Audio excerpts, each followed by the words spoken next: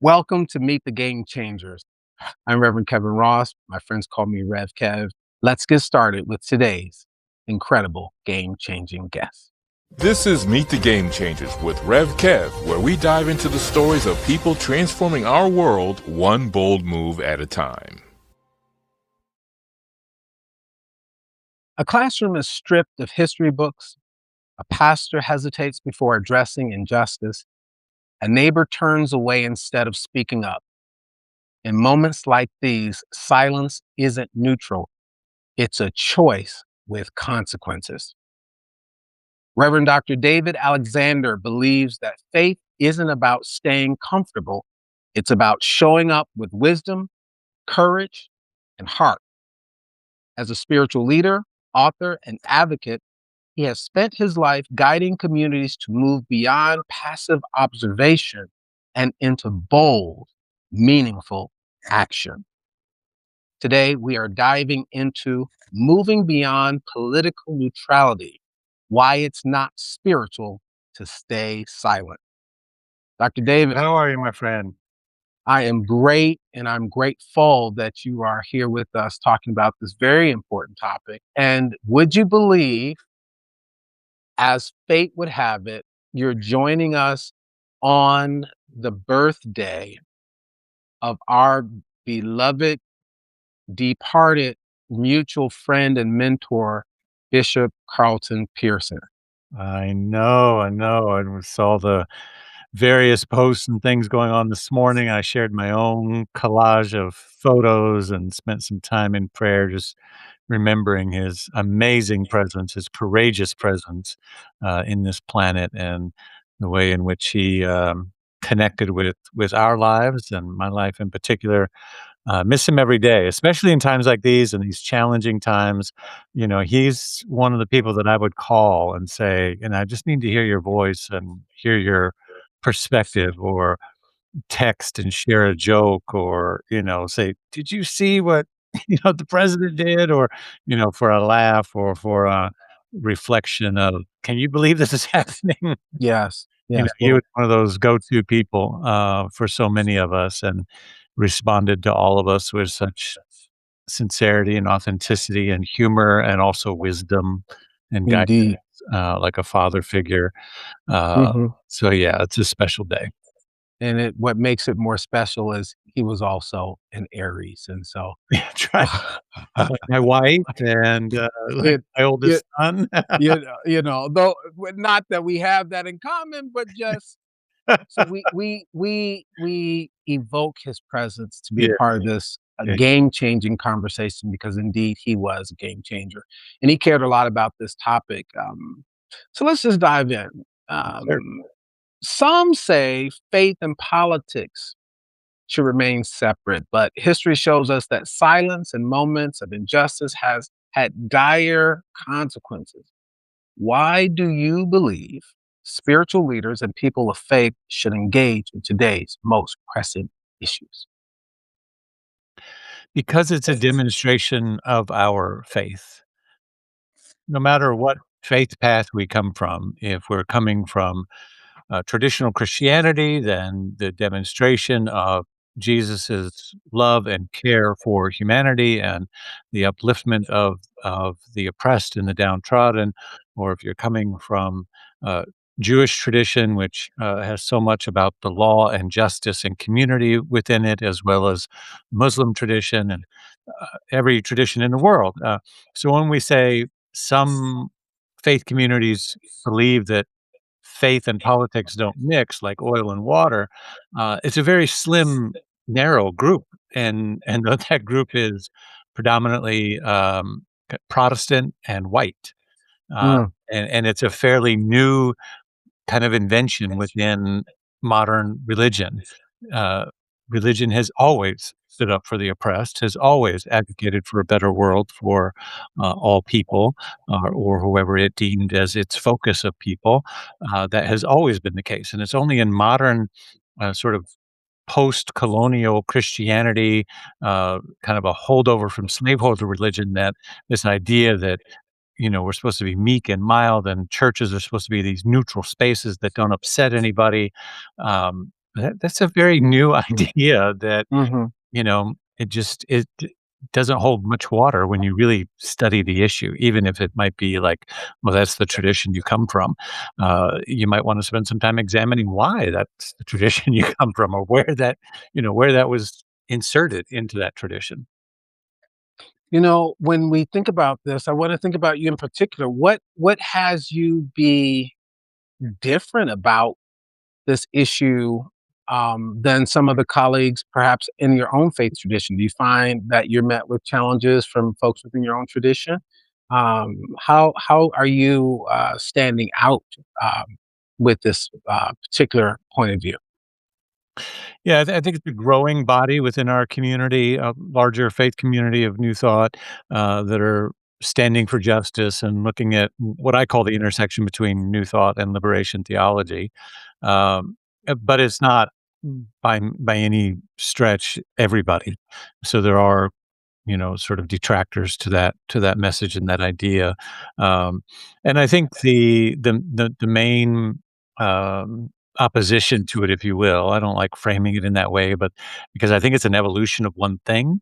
So I think the the more traditional point of view is that New Thought is about the inner work, Mhm. about the consciousness, and if we just get our consciousness right, then the world becomes right, we fix our thoughts, and our life improves, and there's certainly nothing wrong with that perspective and that path. That is all true. What some have done then is amplified that to be, the essence of the whole teaching, and that therefore that means that somehow all you have to do is just your own individual work, and all the otherness, all the politicking, and all the oppression and systems of inequity. Don't focus on that. It's just a distraction. Turn within and get your consciousness right. Um, and so half of that I don't disagree with. I do think the answer is turn within and get your consciousness right.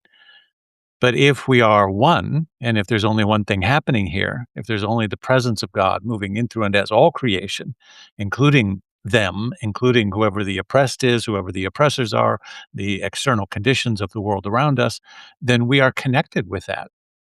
You and I, as fathers, would no more allow our children to suffer under oppressive conditions, or a school system that was mistreating them, or a situation in which they weren't being adequately, you know, clothed or fed, or whatever. Uh, and if we wouldn't allow, why? Because they're ours, right? Because they're our flesh, they're our blood, they're our bone. They belong to us, and we want for ours. We want good and wholeness and love and beauty and all the things that would make them grow and thrive. That's natural. And so, if that's true, and that's as natural as understanding the parenting relationship, then theologically or spiritually, we believe that we are one with all creation. Then why doesn't that same love extend to all of the world, and therefore the care for the places and the spaces where suffering and oppression are taking place? So that's kind of how I see it as an evolution of the tradition of the faith, an evolution of the thinking that while we have our birth and our beginning and individual healing, um, and as you continue to pray and meditate and connect and know your oneness, then there has to be a point at which that extends out to humanity and to others. And if so, it's different to say as an individual, "Hey, I'm not there yet." You know, Right. I said the last couple of weeks I've been talking about wholeness and justice, and I say wholeness is just justice at the personal level, right? Mm. If I've got my life right, if I've got my money right, I got my relationships right, I got my health right, I got my stuff right, and therefore I'm experiencing a state of wholeness. Ultimately, what am I experiencing? I'm experiencing a vibration of justice in and amongst and between all the aspects of my life, right? So if that's true, then justice is collective wholeness. Mm. justice in the external world is collective wholeness. You got your money right, and I got my money right, and you got your relationships right, and I got my relationships right, and health and wellness and all of those other things. Then collectively, we're experiencing a collective vibration of wholeness. And what is that? Another name for that, but justice. So Let it, me let me interject here yeah, just to welcome those of you who are joining us. If you're just joining us, you are listening to the voice and seeing the face of my dear beloved brother, Dr. David Alexander, as we look at this subject of moving beyond political neutrality and looking at the dangers of that, particularly from individuals who are considered faith leaders. And we appreciate your comments. We invite you to like and share this podcast. We want the conversation to grow. I see that you're joining us in the chat. So thank you so much. We'll be looking over to grab your questions and comments as we move throughout this broadcast. So let's talk about something that is equally as important, Dr. David, and that is the cost of silence. History gives us moments where staying silent has allowed harm to continue and to go unchecked. Can you share an example where neutrality did more damage than taking a stand? And I'm thinking a la Dr. King and his letter from a Birmingham city jail. What do you say? right. Yeah, he said clearly in his letter, that the white moderate was the most dangerous thing and one of the biggest impediments to, our move towards justice. Is individuals that are saying, maybe we need to go slower, maybe we need to, not cause as much stir, etc. That you're just flaming the fanning the flames, flaming the fans of of the problem, right? Uh, because one has to consider what kind of privilege does it take to say, well, maybe we shouldn't make that much noise about that. Or maybe we should, maybe we should all just mind our own business. Or maybe we should, I don't want to stick my neck out on that because somebody might, whatever, whatever. Uh, you know, Again, New Thought teaches us to be inquisitive about our thoughts and where they come from and what the root of them are. And so be inquisitive about your process in that. If that's what's coming up, like, oh, I don't want to gee, I don't wanna, get in trouble or cause a mess or lose friends or, whatever, whatever. So meanwhile, the person on the other side of that continues to experience injustice or a group of people or some systemic inequity continues, and you get the comfort of not disturbing your own bubble. And so Mm, right, so examine the amount of privilege that it takes just to hold that position. Whether we think it's mhm. right or wrong or not, it's like, okay, that's your position, and one of the things that we do in New Thought is we say, well, everybody has a right to their own thinking. Okay, so you have a right to think that way. Great. Let's just recognize that it takes a tremendous amount of privilege for you to hold that position.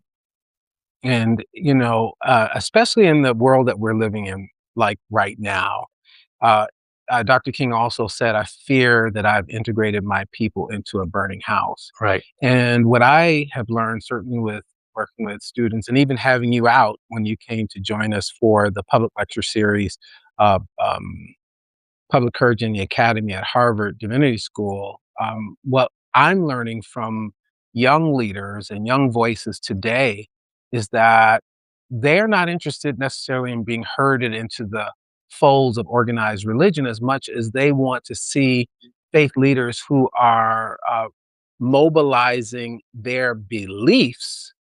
about their beliefs about justice and a world that works for all in concrete and meaningful ways. Yeah. Um, Say more about how that is critical to um, inspiring the next generation.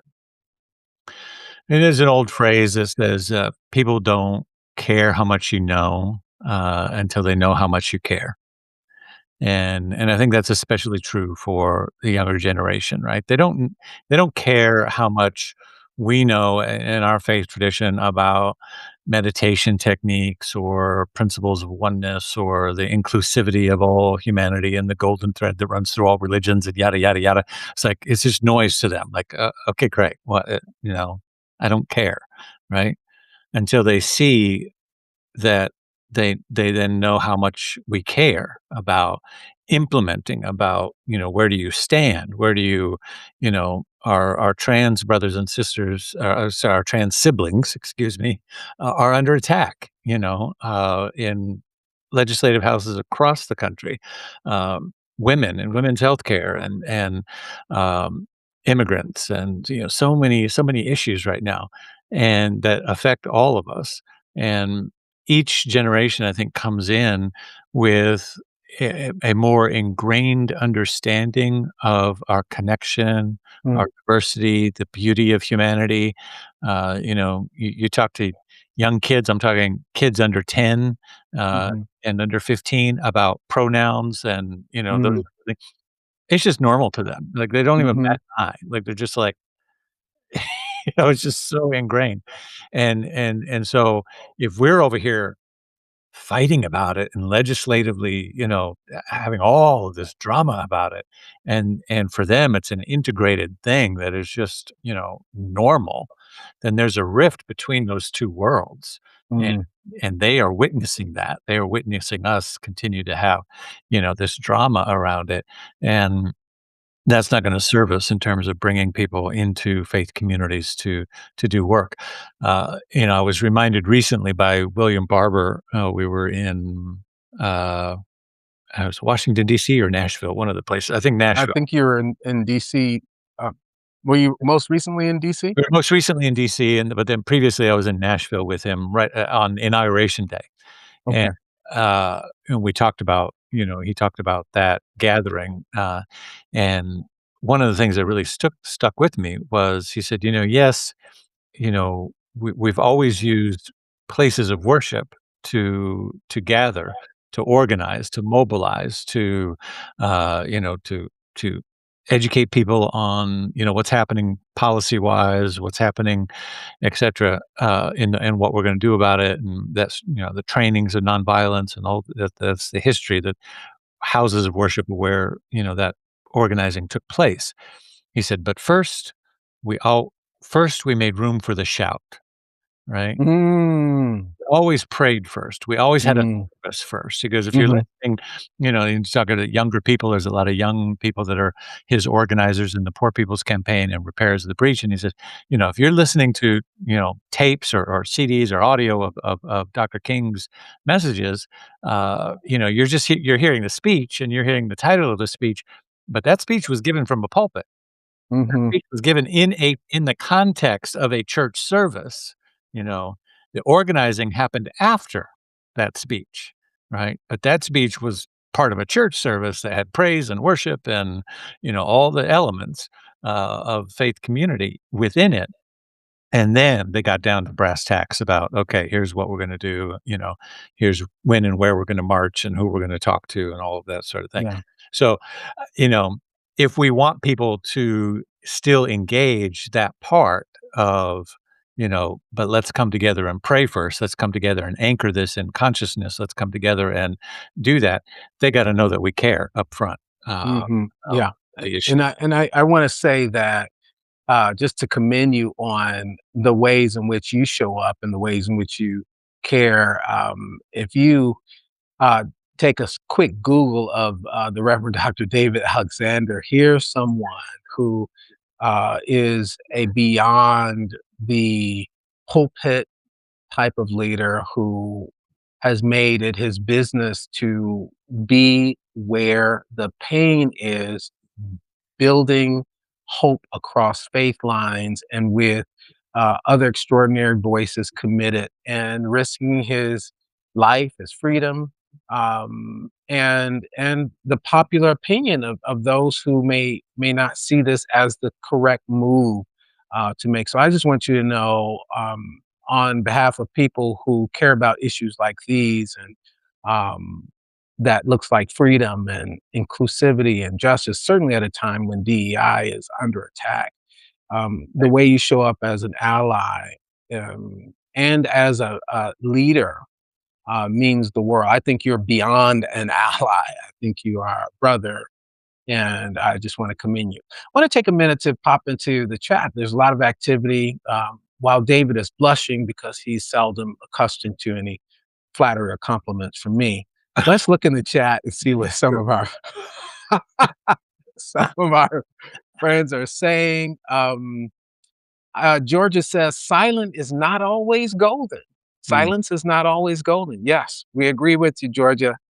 As we're talking about the dangers of silence and political neutrality. I want you to tag in a minute on that, Dr. David. Say some more about silence. Kim Treadwell says, "Good point. Imagine where we'd be if no one rocked the boat or challenged the status quo. We need leaders to speak up for those who can't." Wow. Thank you, Kim. We agree 1000%.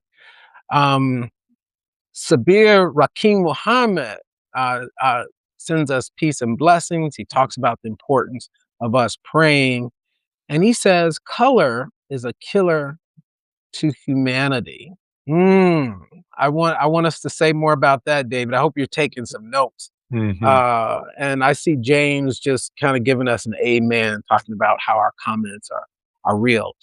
All right, let's talk about a couple things. We got a couple. We're getting a little saucy here now. I love Mhm, it. mhm. Continue to, by the way, if you're just joining us, continue to like, share, and spread the word about Meet the Game Changers. We're a new podcast where we bring inspiring voices who dare us to dream bigger and act bolder and make courageous change in times like these. And Dr. David Alexander, today's guest, is here helping us to look at how to move beyond political neutrality, how to get off of the fence and get into the trenches to make social change rooted in a powerful faith. And he's been doing this his whole lifetime. So let's jump back in with David, and I want to talk to you about the presentation that people have about Jesus. Okay, since much of the activism in the United States is sort of Christocentric, we look at it from a Jesus point of view, but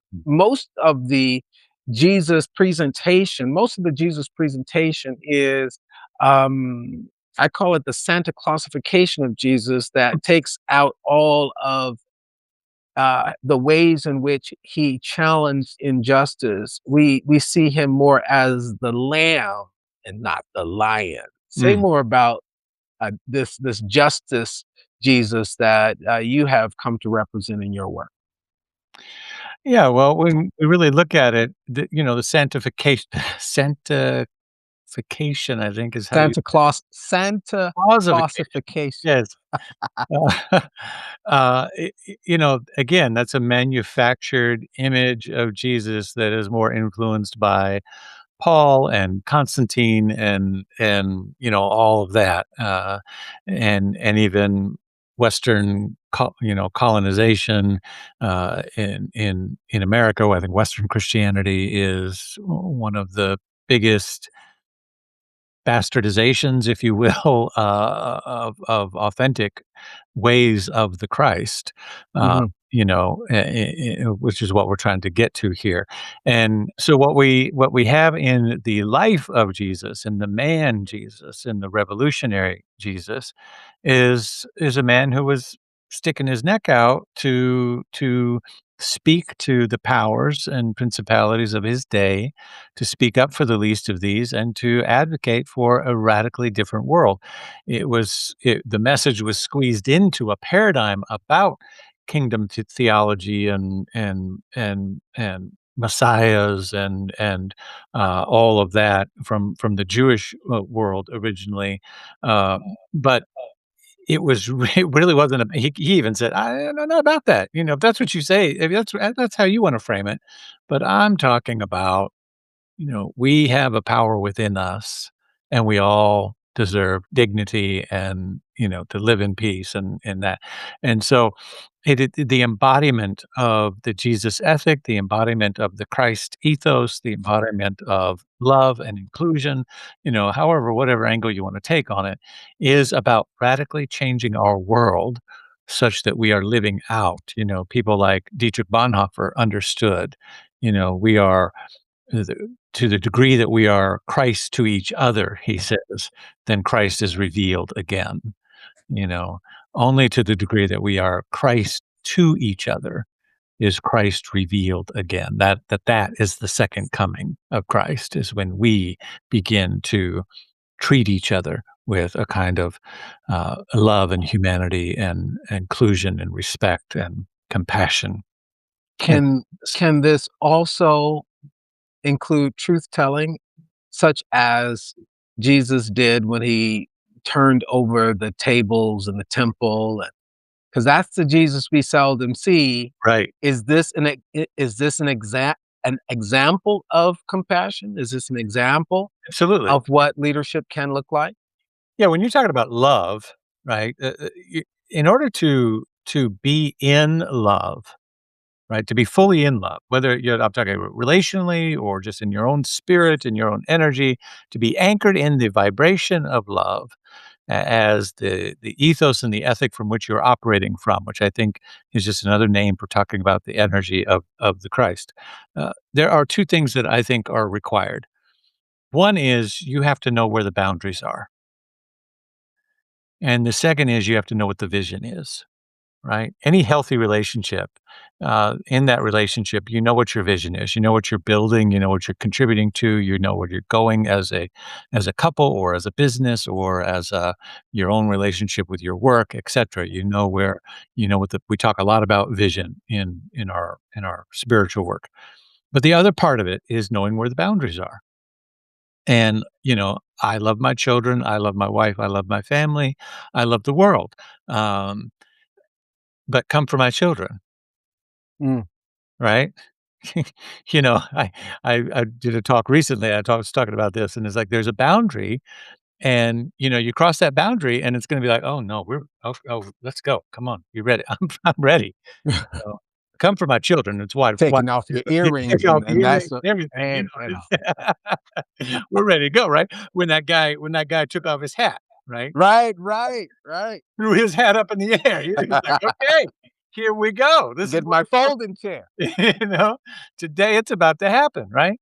And that's the boundary protecting Jesus when you went into the temple and turned over the tables. It's like, no, this is where the boundary is, right? Yeah. Don't we're not passing legislation that's harming our trans siblings. No, there's a boundary Mhm, there. I'm sorry, you're not mhm. taking away free public education. No, Yes, no. yes, I'm sorry. There's a boundary there.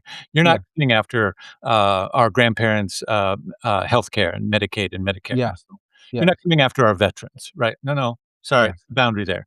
So we could be all about love and oneness and kumbaya, and the world is we need to all get along. But love requires that we know where the boundary is.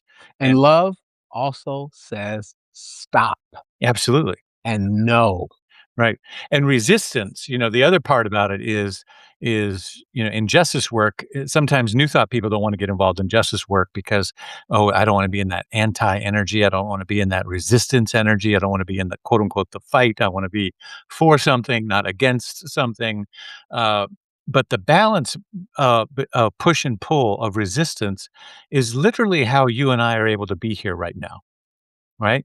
The atmosphere, the air around us is pushing on us at, Mhm, you know, not a biologist or astrophysicist, but whatever the pressure is per square inch, right? That is pushing on us. And then there's a pressure within inside of us that is pushing out. mhm, And the two are meeting in mhm, an equilibrium, which allows us to exist in this three-dimensional world and mhm. walk around and breathe and, wear clothes and do our thing. And without the resistance from the inside pushing back, right, saying, "This is where the boundary is," then we would collapse at the weight of the world, right? It would crush us. And so just work and our spiritual awakening and caring for the world and awakening to our divine self requires that balance as well. Here's where the world is, here's where our boundaries are, and where we're pushing and saying, here's where it is. This is what it looks like. So it's the embrace of all of that. rather than sort of a kind of a milk toast, lukewarm, oh, we just got to love each other and just not rock the boat. No, no, we Mhm, definitely got to rock the boat. mhm. Right. Because, Let's talk about for a minute those who are your detractors, people who don't agree with this. And by the way, that was beautifully explained, how why resistance is equally important and is a part of a type of balance in ensuring an inclusive and just world, right? But what about those individuals who disagree with you, those who where you may face backlash for comments like these? Their churches being shot up for preaching inclusivity, and there are dangers happening for folks with voices like yours. How do we uh, build bridges rather than feeding more polarization? well, we have to seek a common ground. We have to I have a friend here in Atlanta, Georgia, who does wonderful work between the faith communities and the police departments. Markel Hutchins is his name. You may know him, and Hmm. one of the things he talks about is Martin never marched, Martin Luther King. Martin never marched on anyone that he didn't first try to talk to. Mm, And, I love that framing of it, that we can march, because right now in the younger generation and the current justice generation, it's all about who are we boycotting, who are we protesting, who are we, no longer purchasing from, who are we marching on this weekend, but the civil rights movement would teach us a slightly different angle to that, and that would be that, we don't march on anyone that we didn't first try to have a conversation with and mhm, sit down together. And there was always a letter or an invitation and saying, mhm, Can we talk about this? Are you mhm, willing?" Because these are important issues. These are important issues about spaces and things that we hold in common together.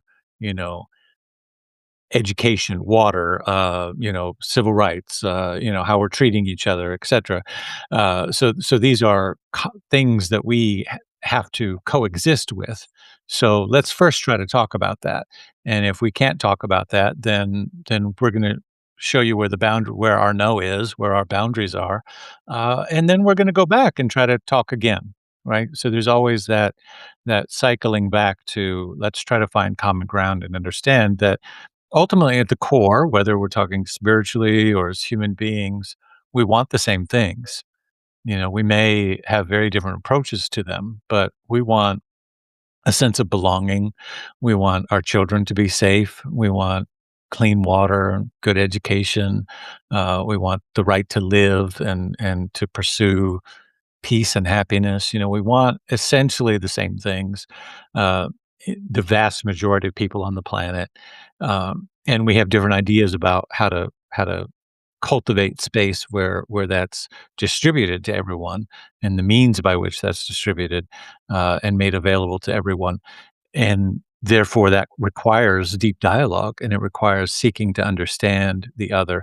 And that's hard to do when somebody has revealed that they have you know, very different idea about who deserves or doesn't deserve or, framing of the world. So it requires us to, I think, practice forgiveness, mhm. to practice humility, and I think most importantly, to practice curiosity. Mm. If we Ooh, love that. Yeah, if we could be just curious about, why don't assume, somebody's wearing a red hat, I'm a Cardinals baseball fan. I have several red Cardinals hats. I don't wear them anymore, right? Yeah, they don't have any letters on the front, um, but they do have a white logo, and I just don't want the association, right? But because we have lost in public spaces a sense of curiosity. If somebody Mhm, sees me in the grocery store from behind or from the side, they see a white guy, in jeans and, tennis shoes and a red baseball cap. So their mind is gonna go wherever it's gonna go, and they're not gonna be curious enough to kinda, "Let me see the front of that hat. What does it say?" Mhm. He's from St. Louis. Or the totality of the man. Yeah, This whole you can't judge a book by its cover just because he's a white man from Georgia and just because he's, wearing a red hat. The totality of his story is not covered in this symbology. And I know in social media right now, it's a mess. I yeah, mean, it is yeah. a mess right now with the polarization. And trust me, I've had my own experience with this, and I still choose to see persons whose life and world and way of looking at things that may be diametrically opposed to how I see it as still neighbors. They may be hard to get along with neighbors, hard to talk to neighbors, but I keep centering neighbor Mm, there yeah, because yeah. we're all in this. We're still all in this together, and I don't want to water down how it can challenge me and people who look like me when there's someone who I believe is voting in a way and acting in a way that diminishes my humanity, right, and my sense of entitlement to belong and benefit from the the the world in the same way they do. But it's still my neighbor. It's still my neighbor. They're still my neighbor. And how should I treat my neighbor based on how I've been taught and based on what I believe is important? Listen, the chat is on fire here. Mhm. Thank you so much. Those of you who are just joining us, you're watching Meet the Game Changers podcast. I'm Rev Kev, the host here. We would appreciate it if you like, share, and subscribe to this podcast. We're having a riveting conversation with my brother and colleague, the Reverend Dr. David Alexander, who is helping us to look at moving beyond political neutrality and moving beyond some of the dangerous ways in which we remain silent and how to show up powerfully from our sense of faith in times like these. Recently, Dr. David joined me on the campus of Harvard University to participate in a series of public lecture series that I developed called Public Courage in the Academy. And at that time, when he visited, the student encampments were on the campus at that time. There was a very diverse and inclusive movement around demanding that Harvard divest from its interest in the war taking place in Gaza, and there was a heated time at that time. Since you last joined us, Dr. David, just to give you an update, and we can talk about this a little bit because this is still happening across the country. There have been a lot of shakeup at the Divinity School and at Harvard University, including key faculty from the Office of Religion and Public Life being dismissed early. Mm. They were the ones that took that stand that really wrote the white paper that really informed that student movement and gave it such a powerful thrust on campus. What do you have to say about what's happening across college campuses for those individuals who are building their sense of social impact, working together across faith lines and calling out the injustice, particularly in the Middle East, where for many of them, they believe a genocide is taking place. Mhm. How do we talk to them? And what do we say to those students, many of whom you had an opportunity to meet? Yeah, well, I first of all, I thank them for their courage and their tenacity and their willingness to just be bold and brave in the public space. I think we need that. I think there's something unique about you know, young energy and voice and consciousness that is willing to do that. College campuses have always been a space for that. What really concerns me right now, so what I would say to them is keep going. Don't give up. Don't be discouraged. And it is going to get discouraging because right now we're seeing, for example, the threat of federal funding being pulled from universities, and so therefore they're scrubbing their websites of all references to DEI and all of these things. And so that's going to be very discouraging. If I was a student or a prospective student in one of these colleges, I'd be very discouraged and upset about that. And so that to me means a couple of things. One, I think it means coming back to faith communities. I think it means faith communities need to take up the mantle of the DEI work. If colleges and institutions and corporations are going to scrub their websites and their literature of it for fear of losing, you know, corporate support, federal funding, whatever it is, then faith communities in the nonprofit sector, where we're not tied to those things particularly, we need to take up that mantle and make sure that we're carrying that banner as a demonstration of our faith principles and the commonality of our humanness and spirituality. So it's not just one faith versus the other, but all of our faith communities that believe in these things. Nature, God, as the whatever we want to call that, the intelligence of the universe, as the creator of nature, demonstrates that diversity simply is. All you got to do is go outside and listen for a minute, and you hear the diversity of the birds, and drive around and see the difference in colors of green, leaves of trees, and, particularly in the springtime when everything is coming forward, you see that diversity is a natural state of the natural world. And if God or an infinite intelligence is somehow a part of the creation of that, then God's expression is naturally diverse. Equity and inclusion are things that we do with that diversity, but you can't take away the diversity. Right? No, It just is. It's just yeah, there, yeah. but we can amplify it, we can celebrate it, we can acknowledge it, we can make sure we have spaces that include it, that give room for it, etcetera.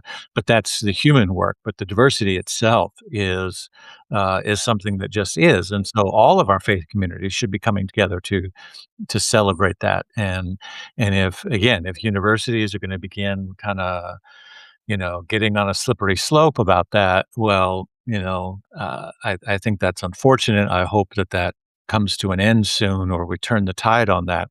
But in the meantime, faith communities need to step up and be the loud voices Yeah. about these things. And just stay right here. I just wanna let you know that you're getting some amens and some say that preachers in in in the chat room, and Uh, I'm gonna call this the Game Changers Amen Corner over Man here. corner. All right. Kim says, "Diversity simply is." Love that. William says, "Social media can truly divide or connect us." And, Kim says, "Don't come for my kids." Is on. She's taking her earrings off. And then we just got a comment in from Will. We can't replace decades of scholarship and programs such as African, Asian, Latinx, women's studies with book clubs and sensitivity training. We need to all fight for DEI and inclusive citizenship. Thank you, Will. This is also important. DEI. I want to speak to it personally, and I want you to stay with me right here, Dr. Mm. David. You know, I do think this is one of those moments we're living in where it is important to resist in the ways that you can. I think it is important to lean on our leaders. Okay, I think it is, as Dr. David has said, faith leaders get to step up. And I want to be more invitational as someone who may have a little more experience. And Dr. David, I challenge you as well to help some of the leaders that are in our sphere of influence, to invite them to be more engaged in these moments. And I think we owe it to them, folks like us who have, stood on the front lines in many, many spaces, been arrested, and all the different things. I do think that we have information and experience that we can pass on to other leaders, but I do believe this is our Montgomery bus boycott moment, Yeah.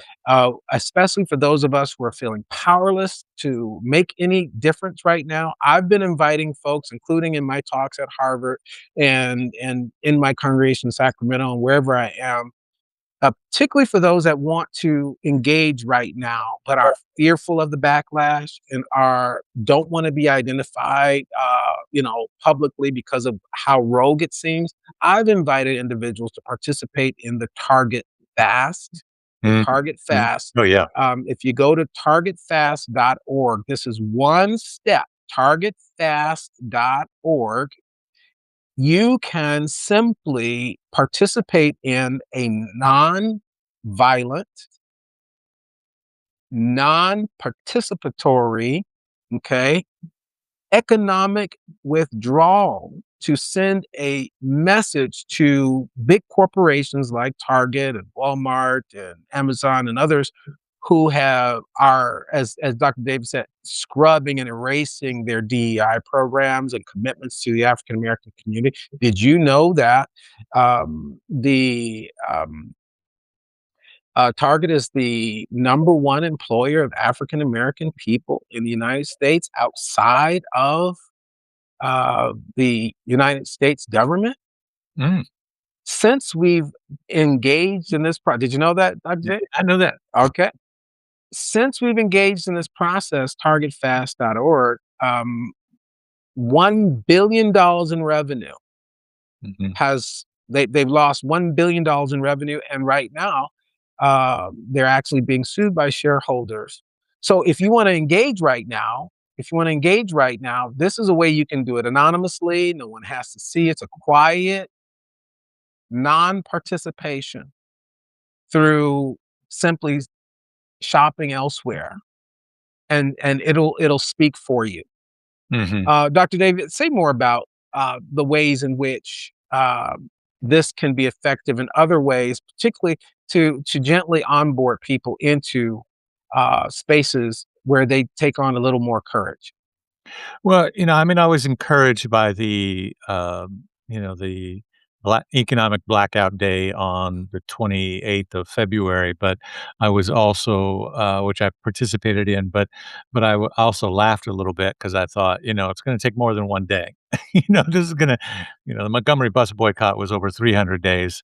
It's going to take sustained economic pushback and resistance in order to make an impact. And that economic component is a huge component because so much of what we're talking about when we talk about justice and racism and oppression is economic and classist based, right? It's all propped up and supported by a essentially a white supremacist capitalistic society and model. And so pushback through the economic levers that we have access and control of is absolutely the way to make an impact. So examining what those ways are is hugely important. I wanted to talk about this comment though, if I can go back to it in the chat. Yeah, Uh, that says we can't replace the decades of scholarship and programs. Um, with and I agree that not just with book studies and sensitivity training. However, I want to push on that just a little bit and say, unless we can, right? We can't, and I don't want to say that, that, oh, well, colleges and universities are going to get rid of those things now and that churches can, quote unquote, just replace them with a few book studies. I agree. We can't do that. However, again, if you examine the civil rights movement, the Black Panther movement, brought not just resistance in their message, they brought school food programs, free breakfast and free lunch, where the public schools could not or would not. I shouldn't say could not, would not. Right?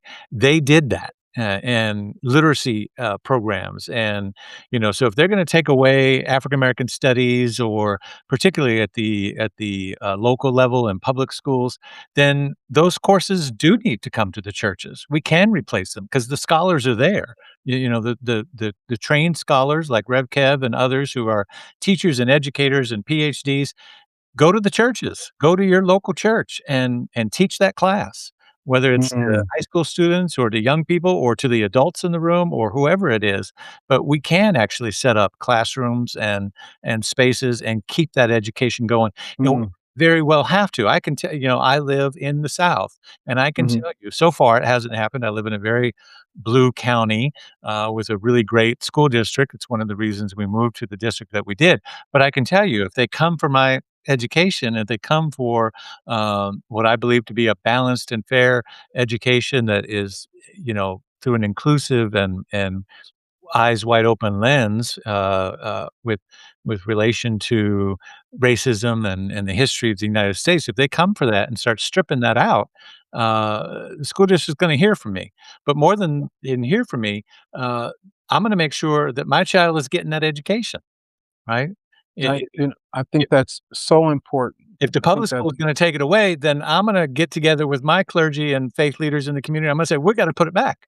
And so bus your kids and bring them here after school gets out at 3 o'clock, and we'll teach them here because, yeah, you know so I wanna say we can do some things. yes. And that doesn't mean that, that's where it belong we wanna keep it in the institutions in public school and the higher education, but we do have power because we are Yeah. educated and we have economic power, we have the education power, we have the PhDs, and so that might be the way that, some of our It's a both and. that It's a might be both the and. way that some of our churches get revived, Yeah. eh, So, in the through meantime education.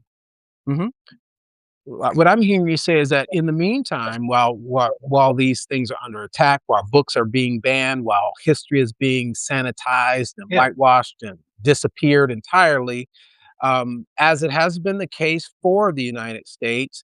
Um, our churches have been the vehicles, our faith communities have been the vehicles for education and empowerment. And so let's keep it going. I was on one of these panels for Dr. Henry Louis Gates' movie. He did a thing on the Black church, right. and we were commenting on the film and giving some thought. And somebody came and had this really uh,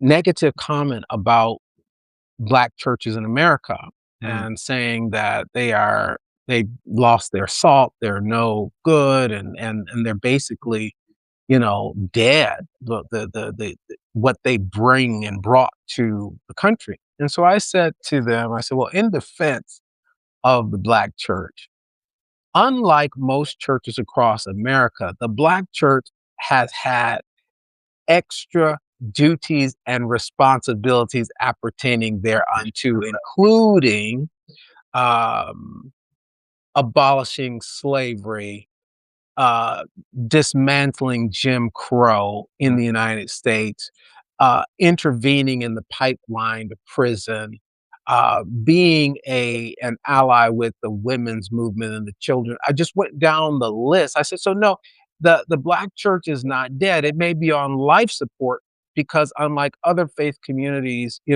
it hasn't had the same level of demand and pressure to produce as some churches, including just Sunday services and tending to the needs of your flock. It has been an essential organ of transformative yeah, change absolutely. in our nation, and but for it, you and I may not even know each other. Right, right. There's that statement by Dr. King that says that the most segregated hour on Sunday mornings in the United States is at 11 a.m. when houses of worship are uh, in session. And Mhm. so, but for those powerful uh, churches, we may not be here doing what we're doing. And you want to say more about that and speak to it from your own experience? Yeah, well, again, just that we do have that power. We have the scholars, we have in the community, we have the educators, we have the spaces, we have buildings and rooms, and that aren't being used as much during the week. So we do have that place where we can bring that education in and revive the community in terms of carrying those legacies of history and learning and context forward. And I think that that's a really important thing. W why would we do that? Well, I think one of the takeaways I'd want people to have from listening to this today is we need to understand where our privilege is, and we need to understand that what we do with privilege is not ignore it, it's not feel bad or shameful about it, it's to leverage it. So to the degree that you can recognize that you have privilege, whether that's because you're a male in a male dominated society, or you're white, or you're this, or you're that, or you're, well off educationally, or which covers about the vast majority of people that if you got an internet and you're watching this, that are probably listening, you some level of privilege. Then the question isn't do you or don't you? The question is, what are you doing with it? How are you leveraging it? And it's time for us as allies, as people of faith, to leverage that privilege on behalf of those who are having it stripped away from them right now in so many ways, not just here, but all around the world. Uh, Mhm, I think the other piece of that as a takeaway and kind of getting to the question that you began with, like, well, how do we get into this work and this intersection of the work? And one of the other roadblocks to just even the way the question is framed, spirituality or faith community versus being political, that framing is always an interesting one for me because it's like, well, what is political? You know, we go back to talking about Jesus for a moment. I like pointing out that, Jesus was political, he wasn't partisan. And that's the difference, right? We don't endorse candidates per se, that sort of thing, but to be political, I tell people on Sundays, well, if they say, Rev David, I don't want to do political stuff here. Well, did you drive to church today? Or did you take the bus?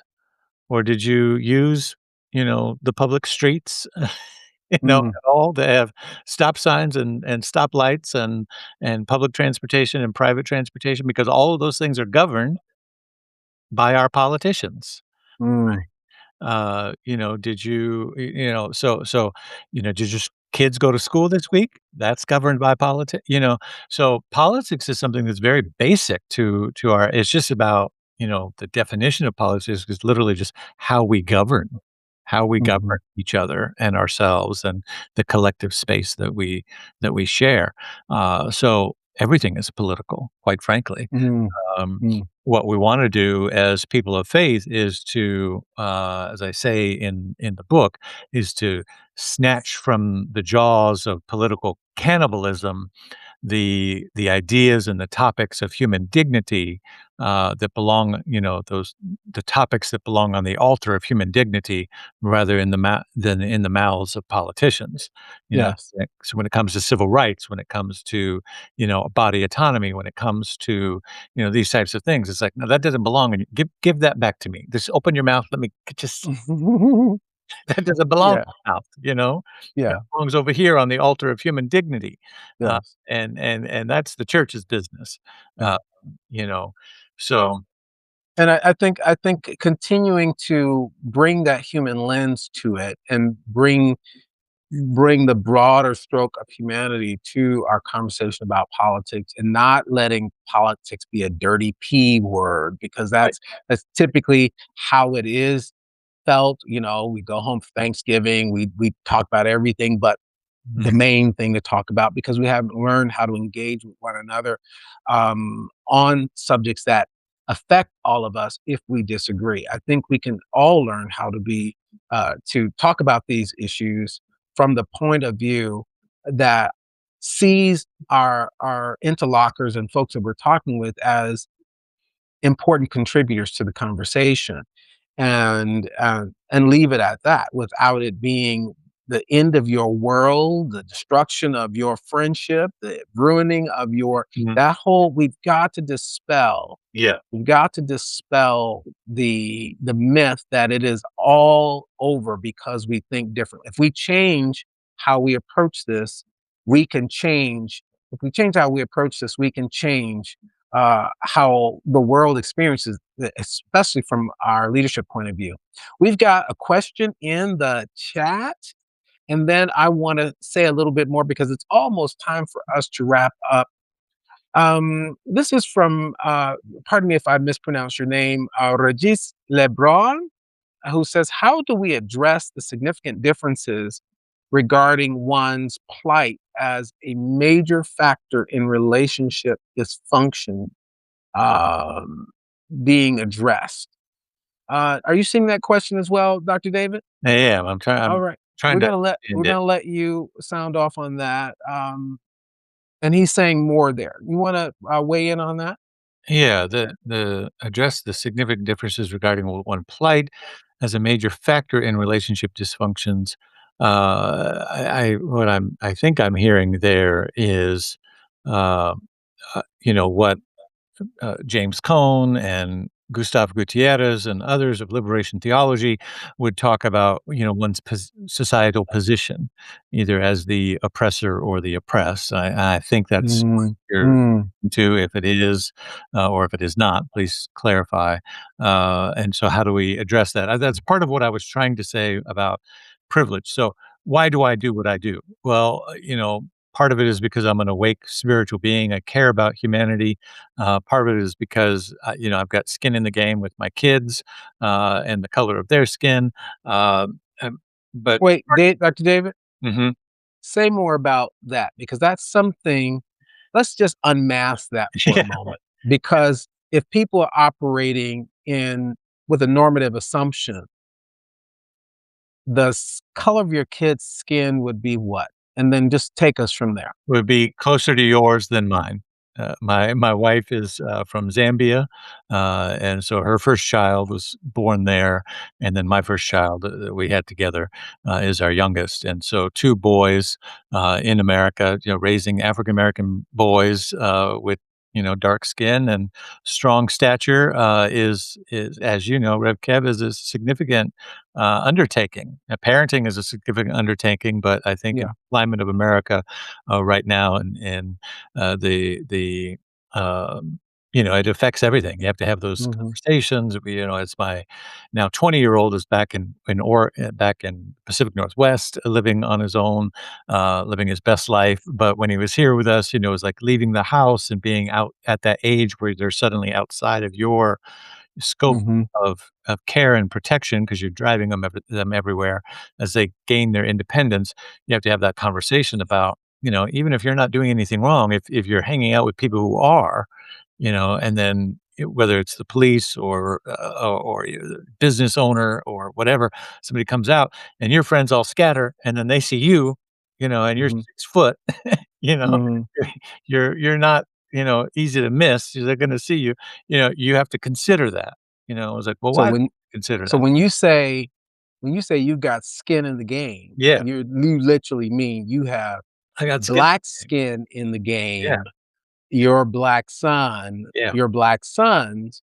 are as much at stake yeah. as my black son. That's right. And as a white father, you have the same we share the same set of concerns in the current social climate Yeah, that we live in. yeah, and And people would excuse me, I don't mean it.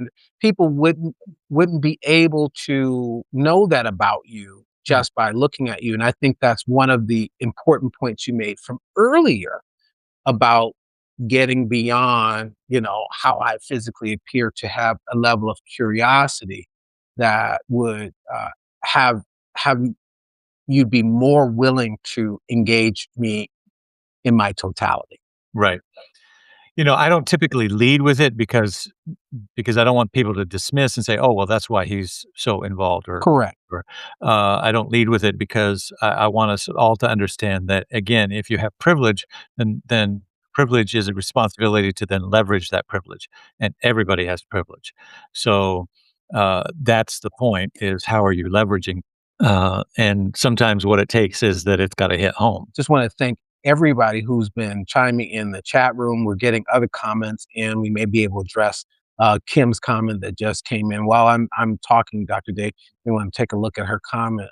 And if you're joining us just now, we invite you to go back and look at the recording of this. We've been talking with Dr. David Alexander, Reverend Dr. David Alexander, about moving beyond political neutrality and how to get beyond silence and have powerful allyship and be deeply engaged, rooted in some moral imagination, some sense of your own groundedness and faith in times like these, operating courageously. It's been a riveting and continues to be a riveting conversation. He was talking earlier about all of these great scholars that, could we could turn to in times like these in our churches to educate and to keep resisting against book bans and the ways in which there's an erasure going on.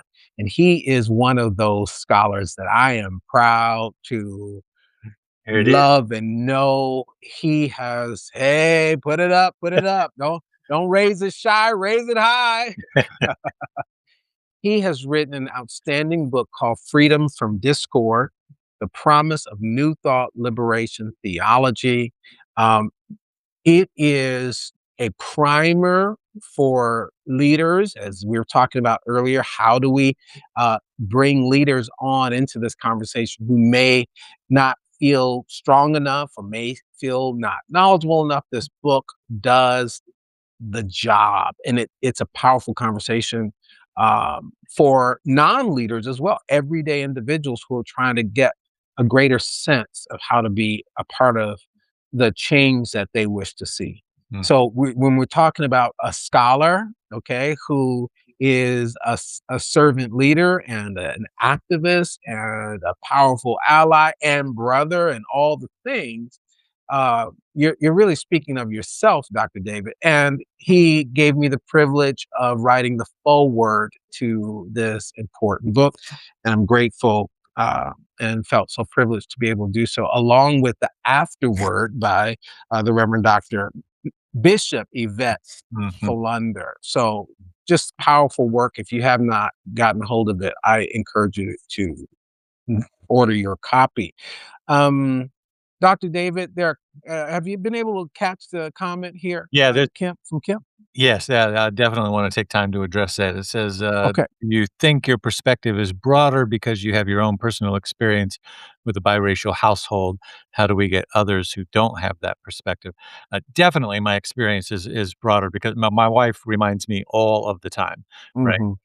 She's a constant reminder of my own blind spots, of, you know one of the first books I helped co-write with the justice, team in our church, was called Recovery from the Lie of Whiteness, uh, Mm, or the 12-step approach to taking the 12 steps of AA and applying them to, dismantling the construct of whiteness. Not skin tone, but the thinking the construct construct. of Yeah. whiteness, right? Which is a social construct that, and so I, as a white identified person in the world today, I I am part of a stew that I've been baked in, that this country's been baked in for 400 years. I'm not gonna get rid of that just because I've got, King and James Cone up on my wall behind me, because I read, Bill Hooks or Kevin Ross or follow Bishop Yvette Flunder. Those things help for sure. Um, but no matter what, I have been baked in and brought up in a world that has been influenced and guided and directed by this construct called whiteness for hundreds of years, and therefore is kind of, it's just in me in ways that I don't see or recognize. So my wife points it out, and she, lets me know on the regular, as we would say.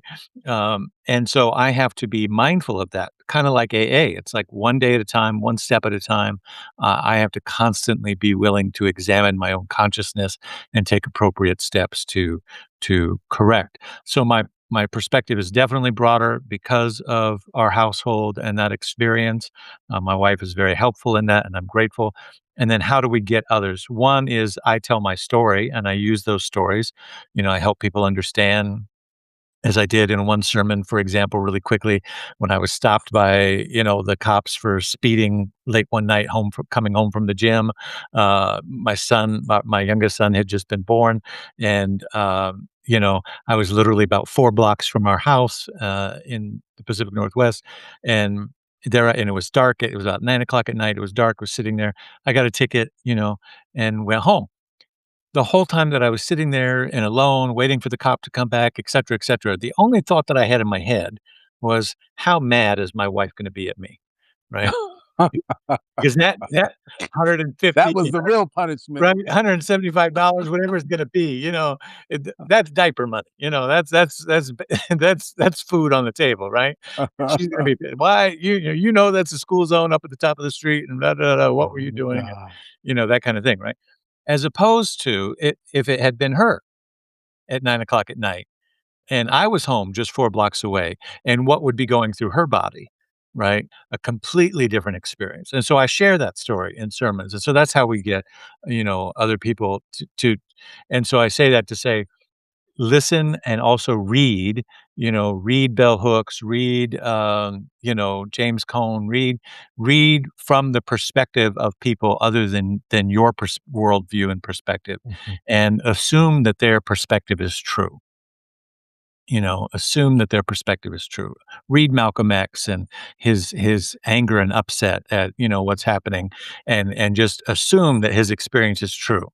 And just that, wow, as a white man, I have no way of relating to what he's saying right there. But let me just assume that what his experience was completely true.